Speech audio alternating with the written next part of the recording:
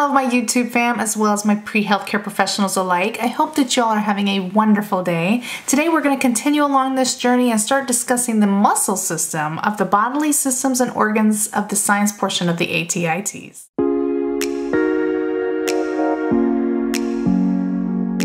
If you haven't done so already, make sure you hit the subscribe button down below, and better yet, hit that bell notification. It lets you know when I post new content here on YouTube. And give this video a big thumbs up, that way other people that are looking for the ATITs review videos know that this is a good video to help you pass it like a boss. Let's get started. Questions related to the bodily organs and systems will test your knowledge of structures and functions within the 10 human organ systems that are essential to life. You may also be tested on vocabulary terms related to understanding of anatomy. You must understand these vital body systems when caring for patients' comorbidities.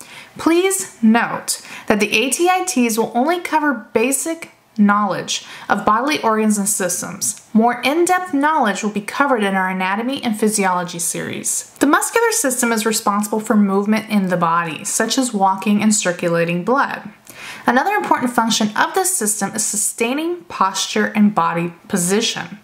Muscles are made up of bundles of myofibrils. This elongated contractile thread is made up of sarcomere units. Each sarcomere unit contains long protein filaments, such as actin, thin filaments, and myosin, thick filaments. These filaments slide past each other to contract and relax the muscle. There are 3 different types of muscles, starting with cardiac muscle, pumps blood from the heart to the entire body. Its functions are controlled by the nervous system and are involuntary. Smooth or visceral muscle is found in the walls of organs such as the stomach and intestines. These muscles help move substances through the organs. Its functions are controlled by the nervous system and are also involuntary. Lastly, we have skeletal muscle. It's attached to bone by tendons and provides movement to the body when the muscle pulls on the bone. It functions by contracting or shortening their length and pulling one bone to another, and it is also voluntary. You are able to control these. This is the only muscle type that is voluntary.